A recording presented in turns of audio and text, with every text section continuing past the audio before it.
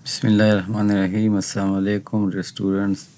आज हमारी डिस्कशन होगी फ़िज़िक्स के बहुत ही क्रिटिकल एमसीक्यूज़, बहुत इम्पोर्टेंट एमसीक्यूज़ जो पेपर के हवाले से बहुत इम्पोर्टेंट है, बोर्ड के एग्ज़ाम के हवाले से 9 फिज़िक्स के, वो आज हम डिस्कस करने जा रहे हैं।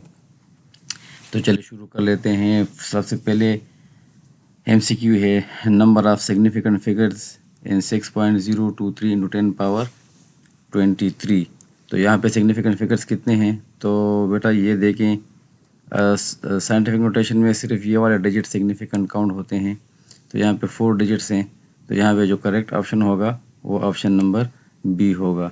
Number of significant figures in this case आप देखें तो लेफ़्ट साइड पे जो ज़ीरो होंगे वो सिग्निफिकेंट काउंट नहीं होंगे, लिहाजा यहाँ पे 3 सिग्निफिकेंट फिगर है। राइट साइड पे ज़ीरो जो है ये सिग्निफिकेंट काउंट होता है, लिहाजा यहाँ पे अगर आप देखें तो 2, 3 और 0 सिग्निफिकेंट फिगर्स हैं। तो यहाँ पे 3 सिग्निफिकेंट फिगर हैं।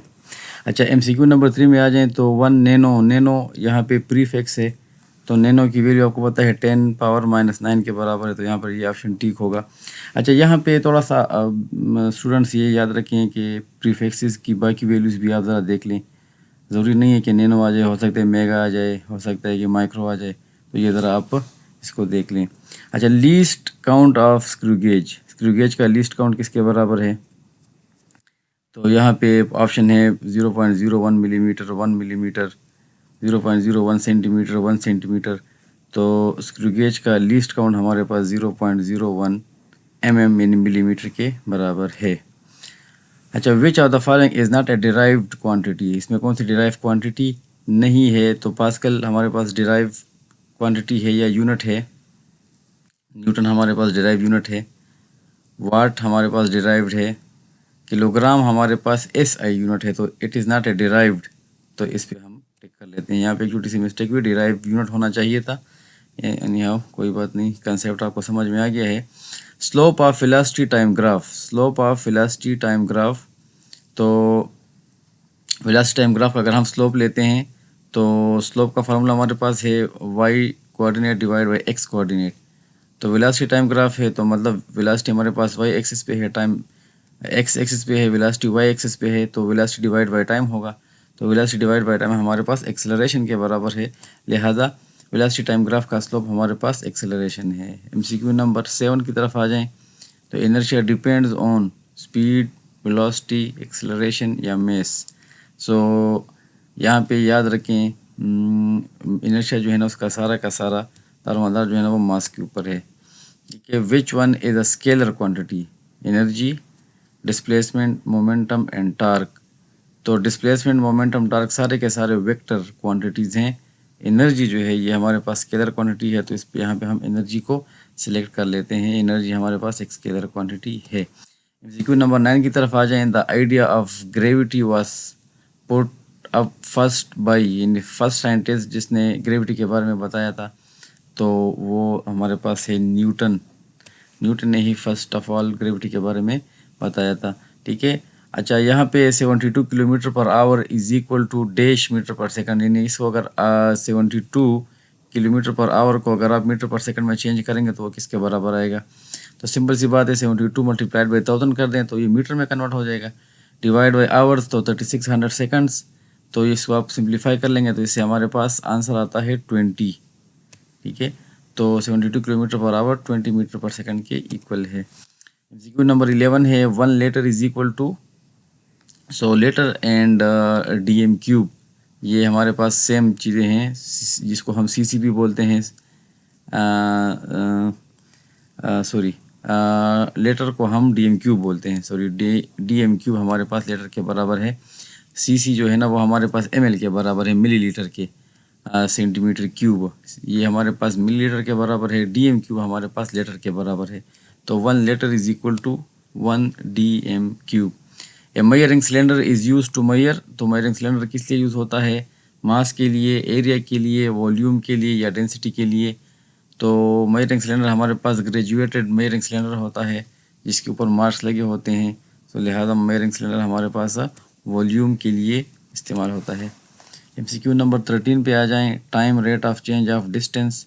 तो time rate of change of distance का मतलब क्या हुआ? टाइम रेट जहाँ पर आ जाए ठीक है। टाइम रेट, तो रेट का मतलब होता है डिवाइड बाय, और टाइम तो डिवाइड बाय टाइम, और डिस्टेंस को जब आप टाइम से डिवाइड कर लेते हैं तो ये हमारे पास स्पीड के इक्वल है। ठीक है,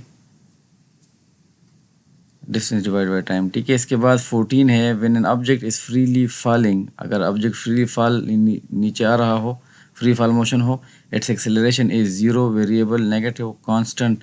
सो इसकी एक्सेलरेशन हमारे पास क्या होगी, कांस्टेंट होगी, नेगेटिव भी नहीं होगी, इसकी एक्सेलरेशन वेरिएबल भी नहीं होगी, जीरो भी नहीं, बल्कि कांस्टेंट होगी, 9.8 मीटर पर सेकंड स्क्वायर की इक्वल होगी। Which of the following is not unit of pressure. अच्छा, इसमें से कौन सा प्रेशर का यूनिट नहीं है, तो पास्कल भी प्रेशर का है, बार भी प्रेशर का यूनिट है, एटमॉस्फेयर भी प्रेशर का यूनिट है, न्यूटन फोर्स का यूनिट है, लिहाजा pressure Newton is not the unit of pressure. When force is exerted on an area, force जब किसी एरिया पे लग रहा हो, यानी एफ डिवाइड बाई ए हो, तो इसको हम क्या बोलते हैं, इसको हम टार्क बोलते हैं, कि प्रेशर बोलते हैं, एनर्जी बोलते हैं, या इक्विलिब्रियम बोलते हैं। तो फोर्स डिवाइड बाई एरिया को हम प्रेशर बोलते हैं।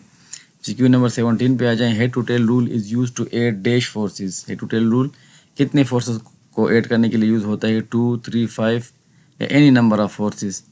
तो फोर्स को हम यूज़ करते हैं एनी नंबर ऑफ फोर्सेस, ज़रूरी नहीं है कि हमारे पास 2 फोर्सेस हों, ज़्यादा हों, जितने भी हों हम हेड टू टेल रूल को यूज़ कर सकते हैं।